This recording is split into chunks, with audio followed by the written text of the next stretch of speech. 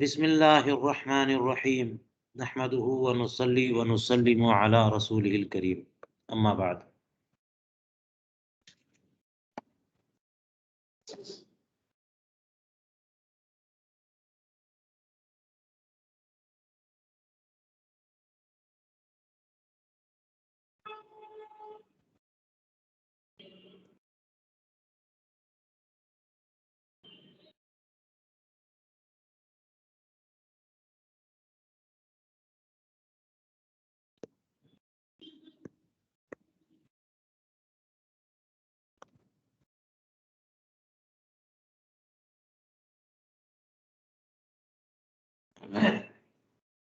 بسم اللہ الرحمن الرحیم القاعدۃ الثامنۃ عشرہ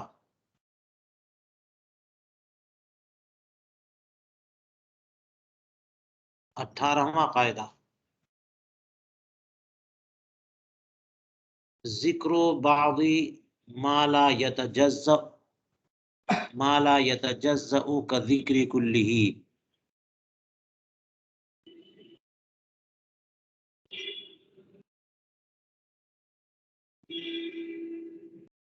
کسی ایسی چیز کے بعض حصے کا ذکر کرنا جو متجزی اور منقسم نہ ہو سکے اس کے کل کے ذکر کی طرح ہے۔ جو چیز بٹ نہ سکے، متجزی نہ ہو سکے، تجزی کو قبول نہ کر سکے، اس کے بعض کا ذکر اس کے کل کے ذکر کی طرح ہے۔ ٹھیک ہے، مثال کے طور پر اب دیکھیے، ایسی ہی چیز تو متجزی ہوتی ہے جو جسم ہو، جس میں کم میں متصل ہو، اوصاف اور معانی تو متجزی نہیں ہوتی، یہ تو متجزی نہیں ہوتے، تو ان کے بعض کا ذکر ان کے کل کے ذکر کے ہے۔ جیسے مثال کے طور پر کوئی یہ کہے کہ میں آدھے دن کا روزہ رکھنا چاہتا ہوں، تو روزے کا جو ایک یونٹ ہے وہ پورے دن کا روزہ ہے، صبح صادق سے لے کر کے غروب آفتاب تک۔ تو آدھے دن کے روزے کا کوئی مفہوم اور مطلب نہیں ہے، وہ آدھا روزہ نہیں ہو جائے گا کہ کل کو اور ایک اور آدھا رکھ لیں تو آدھا آدھا ملا کر کے ایک ہو جائے، ایسا ہوگا کیا؟ ایک رکعت کی نظر مانی کسی نے تو ایک رکعت نماز نہیں ہے، تو یہ متجزی نہیں ہے نا، 2 رکعت کی نماز ہوتی ہے، اس میں تجزی ممکن نہیں ہے، اس لیے اس میں تقسیم نہیں کی جا سکتی، اور اس لیے اس کے بعض کا ذکر اس کے کل کے ذکر کی طرح ہے۔ ایک رکعت کی بھی بات کریں گے نا تو 2 رکعت ہو جائے گی، ادا کرنا ہو، بعض کا ذکر کل کے ذکر کی طرح ہے۔ اسی طرح سے طلاق جب پڑتی ہے تو پوری عورت کو پڑتی ہے نا، سر سے لے کے پاؤں تک، ایسا تو نہیں ہے کہ سر سے لے کر کے کمر تک بیوی باقی رہے اور اس کے بعد بیوی باقی نہ رہے، اجنبیہ ہو تو کہے کہ میں نے تمہارے سر سے لے کر کے کمر تک کو طلاق دی، تو طلاق اتنی کو پڑے۔ طلاق میں بھی تجزی نہیں ہو سکتی، لہذا اس طرح سے طلاق دے گا تو پوری طلاق پڑے گی۔ یوں ہی خود نفس طلاق میں بھی تجزی نہیں ہے، طلاق 1 2 3 یہی ہے شرعی طلاق، یعنی شرعی طلاق کا مطلب کہ جو نافذ ہو جائے گی، 3 کے بعد کوئی طلاق کا تصور نہیں ہے، اور 1 سے کم کا بھی کوئی تصور نہیں ہے، تو ایک طلاق ہی ایک طلاق، کم سے کم طلاق ایک ہوتی ہے۔ لہٰذا اگر کوئی کہے کہ 1 پاؤ طلاق دیا میں نے، یا آدھی طلاق دی میں نے، یا 5% یا 50% دی طلاق دی میں نے، تو یہ سب طلاق ہاں نہیں ہوگی، لیکن تجزی طلاق جو ہے وہ تجزی کو قبول نہیں کرتی، اس لیے بعض کا ذکر کل کا ذکر ہوگا، ہے نا، اس کو لغو لا یعنی نہیں کہا جا سکتا، بعض کا ذکر بھی کل کا ذکر ہوگا۔ اس کو یوں ہی لے لیجئے کہ ایک چمچہ ہے نا، اور وہ اس کو اگر ٹکڑے ٹکڑے کرنا کوئی چاہے تو ٹکڑے ٹکڑے کر تو سکتا ہے، لیکن اس کو بھی ناقابل تجزی قرار دیجئے کہ ٹکڑے کرنے کے بعد وہ قابل استعمال نہیں رہ جاتا، ٹھیک ہے؟ تو اس کو اگر کسی ایک کونے سے پکڑیں گے تب بھی پورا چمچہ ہی آئے گا نا ہاتھ میں، چاہے ٹھیک سے پکڑیں، چاہے پورا پکڑیں، چاہے آدھا پکڑیں، تصرف تو پورے چمچے پر ہوگا۔ تو یہ ایک تفہیم کے لیے ایک مثال تھی۔ لہٰذا اب دیکھ لیجئے کہ جو چیز بھی قابل تجزی نہ ہو اس کے بعض کا ذکر اس کے کل کے ذکر کی طرح ہے۔ لہٰذا اب اس کے فروع دیکھیے، فَإِذَا طَلَّقَ تَطْلِيقَةً وقعت واحدة او طلق نصف المرأة طلقت۔ فَإِذَا طَلَّقَ تَطْلِيقَةً، تو جب اس نے ایک طلاق دی تو ایک طلاق پڑے گی۔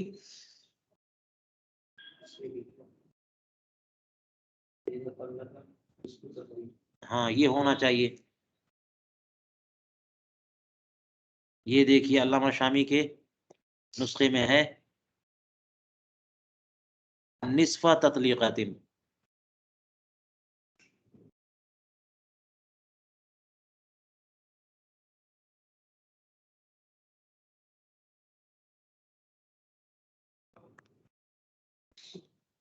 فَإِذَا طَلَّقَ نِصْفَ تَطْلِيقَةٍ وَقَعَتْ وَاحِدَةٌ، جب آدھی طلاق دے گا تو ایک طلاق پڑے گی، یا آدھی عورت کو طلاق دے گا تو پوری عورت کو طلاق پڑ جائے گی، پوری عورت طلاق نکاح سے نکل جائے گی۔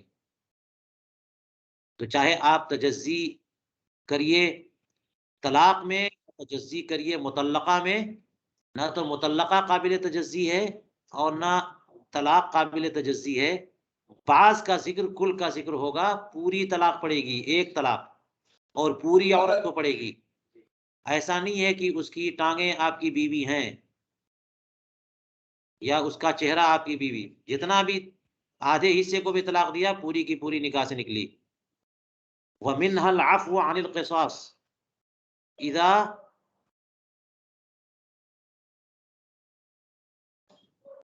عفا عن بعض القاتل کان عفوا عن کلہ۔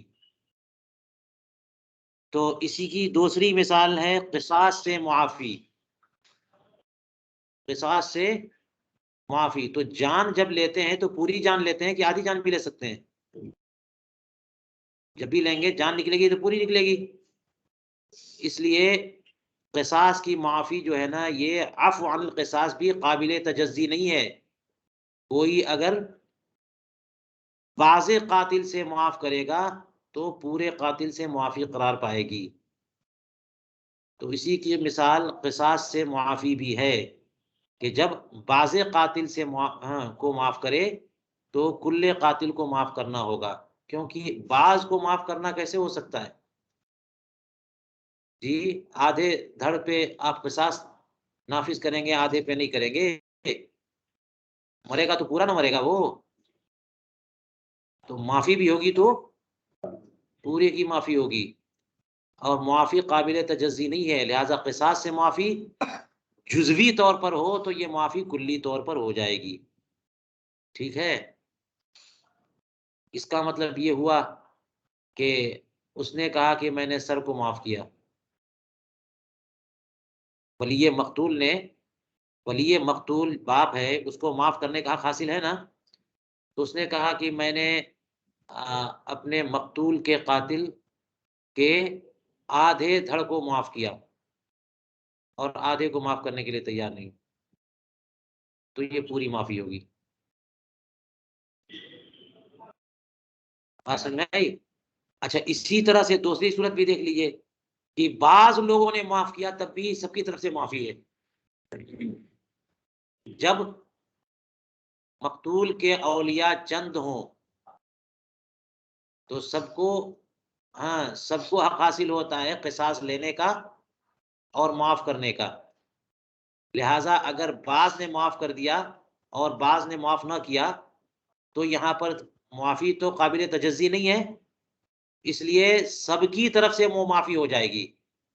3 بھائی تھے، ہے نا، ان میں سے بڑے والے نے یا ایک نے معاف کر دیا، باقی دونوں معاف کرنے کے لیے تیار نہیں ہے، تو یہ معافی سب کی طرف سے ہو جائے گی، کیونکہ معافی قابل تجزی نہیں ہے. بعض کا ذکر کل کے ذکر کی طرح ہے.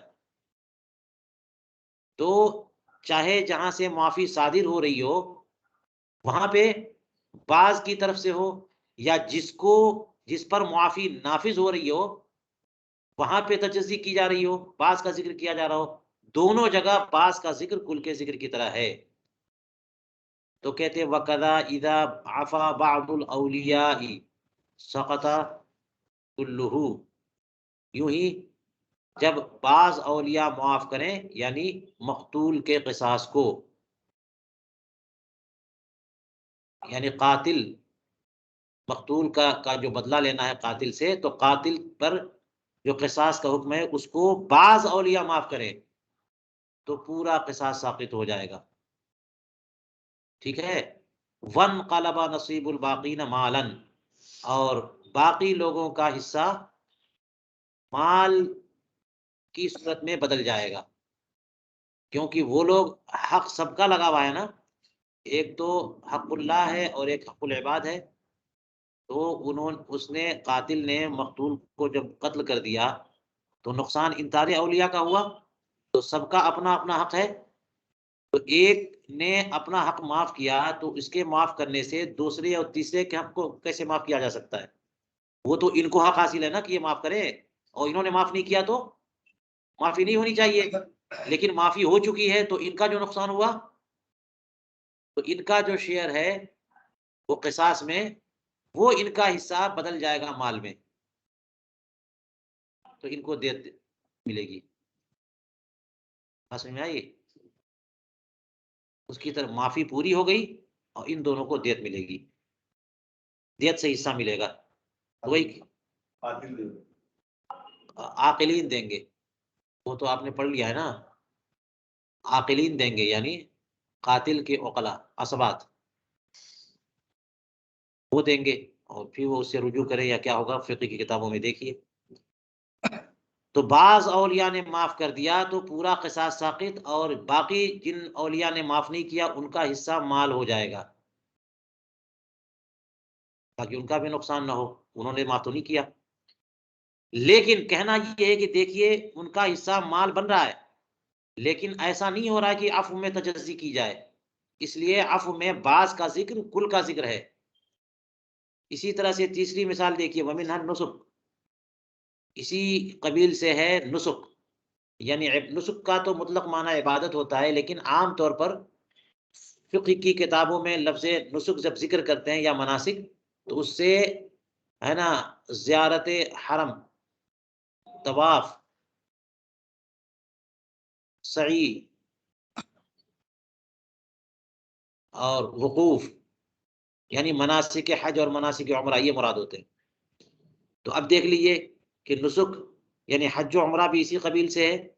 اذ قال احرمت بنصف نسک کان محرما، کسی نے کہا کہ میں نے آدھے نسک کا احرام باندھا، آدھے عمرے کا یا آدھے حج کا، آدھے حج کا احرام باندھا، تو کیا یہ آدھا ہی احرام ہوگا؟ کان محرما پورا احرام ہوگا. آدھے حج کا احرام باندھا تو پورے حج کا احرام ہوگا، آدھے عمرے کا احرام باندھا تو پورے عمرے کا احرام ہوگا. ولم ارہ الآن صریحا، یہ مسئلہ میں نے ابھی تک صراحت کے ساتھ نہیں دیکھا کہ کوئی بندہ جو ہے نا جا رہا ہے مکہ شریف عبادت کے لیے، حج کے لیے یا عمرے کے لیے، اور آدھے احرام کی نیت کرے تو آدھا ہی احرام ہو، پورا احرام نہ ہو. پورا احرام ہوگا، لیکن یہ صراحتاً میں نے نہیں دیکھا. چلیے 3 مثالیں بیان کر دی. فرماتے ہیں وَخَرَجَ عَنِ الْقَاعِدَةِ الْعِتْقُ عِنْدَ أَبِي حَنِيفَةَ فإنه إذا أعتق بعض عبده لم يعتق كله.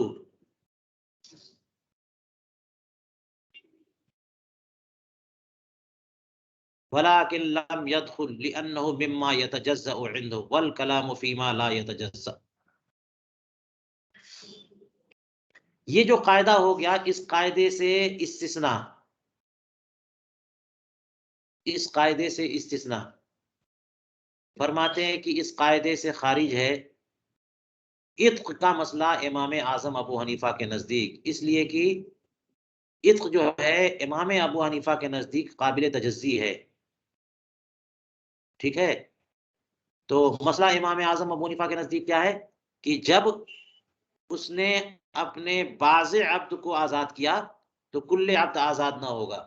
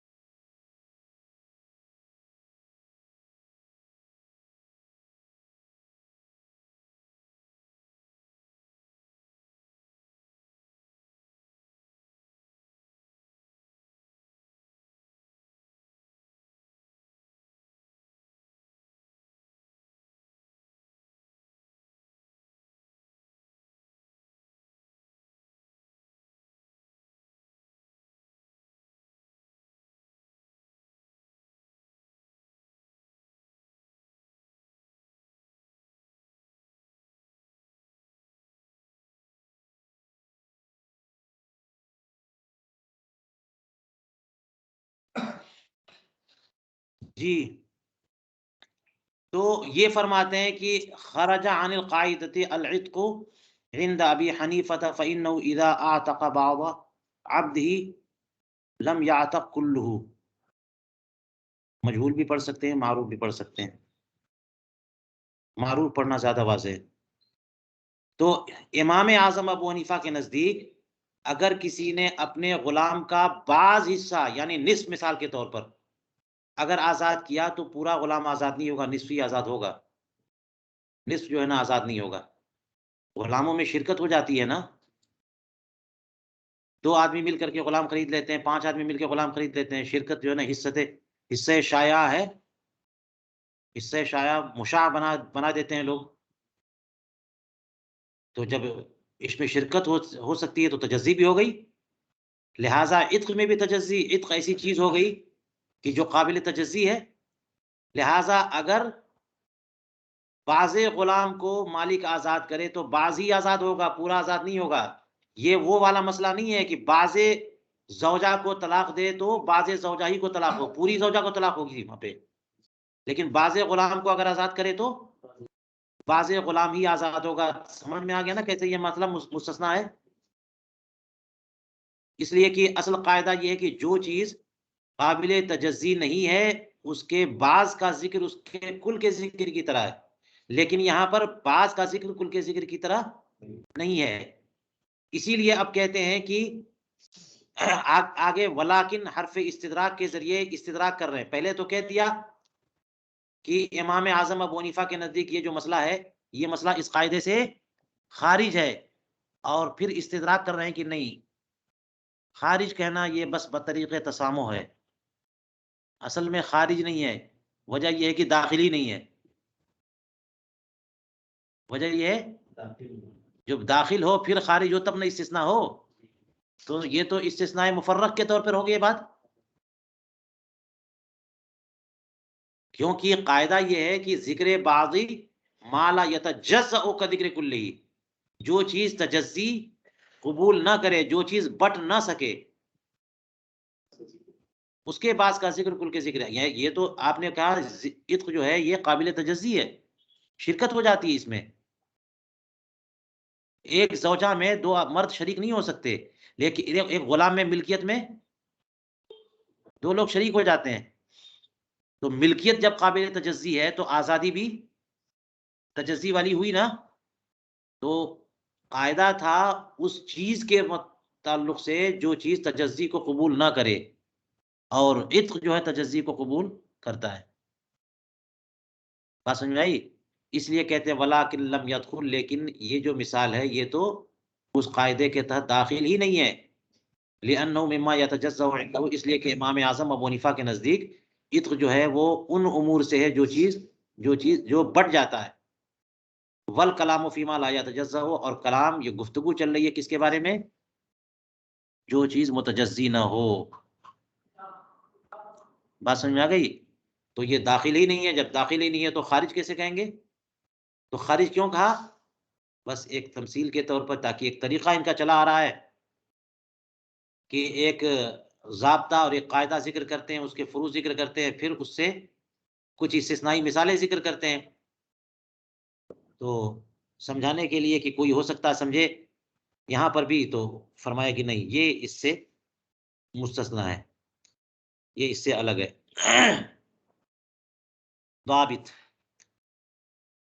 اسی سے ملتی جلتی بات ہے، لیکن ایک الگ ضابطہ کی شکل دے رہے ہیں. فرمایا لا یزید البعض علی الکل الا فی مسئلۃ واحدہ، بعض کل پر بڑھ نہیں سکتا مگر صرف ایک مسئلے میں. بعض کل سے زائد نہیں ہو سکتا. بعض ہے نا، کل ہے نا، تو جز کیا کل سے بڑا ہو سکتا ہے؟ یہ تو بداعتن خلاف واقعہ بات ہے، عقل قبول ہی نہیں کرے گی. یہ جز جو ہے وہ کل سے بڑا ہو جائے. کل بہرحال جز سے بڑا ہے، جز کل سے بڑا نہیں ہے. تو بعض کل پر بڑھ نہیں سکتا، زائد نہیں ہو سکتا. تو جیسے یہ بات مادی طور پر سمجھ میں آتی ہے، یہاں پر فقہی معاملات میں بھی اس کو کہہ رہے ہیں کہ بعض جو ہے کل سے زائد نہیں ہو سکتا مگر ایک مسئلے میں. اور وہ کیا مسئلہ ہے دیکھیے، فرماتے وَهِيَ إِذَا قَالَ أَنْتِ عَلَيَّ كَظَهْرِ أُمِّي فَإِنَّهُ صَرِيحٌ وَلَوْ قَالَ كَأُمِّي كَانَ كِنَایَةً. یہ ایک مثال دیکھ لیجئے، اس میں بعض جو ہے کل سے زائد ہے، کل پر بڑھا ہوا ہے. وہ کیا ہے کہ اس نے کہا اپنی زوجہ سے کہ تو مجھ پر میری ماں کی پیٹھ کی طرح ہے، میری ماں کی پشت کی طرح ہے. تو یہ طلاق صریح ہو گئی. وَلَوْ قَالَ كَأُمِّي كَانَ كِنَایَةً، اور اگر اس نے یوں کہا ہوتا انت علیہ کأمی، تو یہ کنایا ہوتا. اس میں طلاق کی نیت ضروری چاہیے ہوتی، تب جا کے طلاق پڑتی.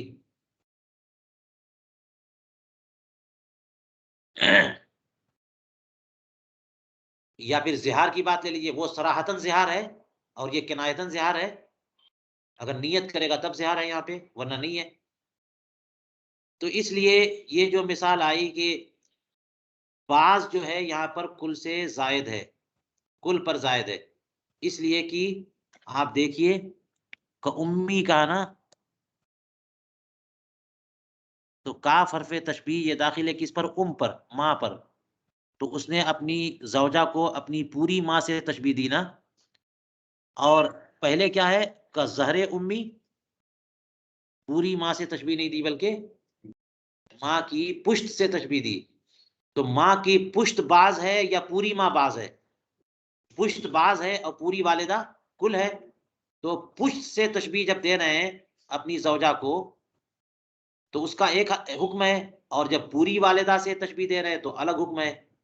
اور پشت سے تشبیہ دینا یہ جو حکم ہے، دیکھیے گا یہ حکم پوری والدہ سے تشبیہ دینے سے سخت اور بڑا ہوا ہے. کیسے؟ یہ کیسے مثال بنی اس بات کی کہ بعض جو ہے نا کل پر زائد ہے؟ اس لیے کہ جب اس نے کہا کہ تم میری ماں کی طرح ہو، تو یہ کنایا ہے، اور کنائے میں نیت کی ضرورت ہوتی ہے. اور جب کہہ دیا انت علیہ کظہر امی، تو وہ صریح ہے، اور صریح میں نیت کی ضرورت نہیں ہوتی ہے. تو جہاں نیت کی ضرورت نہیں ہے وہ نہ اشد نفاذ ہوا، تصرف ہوا. وہ تصرف کیسا ہوا؟ سخت ترین تصرف ہوا کہ آپ جو تصرف کر رہے ہیں وہ نافذ ہے، بہرحال نافذ ہے، چاہے آپ مراد لو چاہے نہ لو. اور جہاں پہ کنایا ہوتا ہے وہاں وہ نافذ نہیں ہے جب تک کہ آپ کی نیت سامنے نہ آ جائے. تو اس لیے یہاں پر جب جز اور بعض کا قول کیا جاتا ہے، بعض کی تشبیہ دی جاتی ہے، تو یہ تصرف اتنا شدید ہوتا ہے جسے ہم قوتاً زائد کہہ سکتے ہیں بنسبت اس تصرف کے جو تصرف یعنی اس تشبیہ کے جو تشبیہ کل سے دی گئی ہو، وہاں پہ نیت کی ضرورت پڑ جاتی ہے۔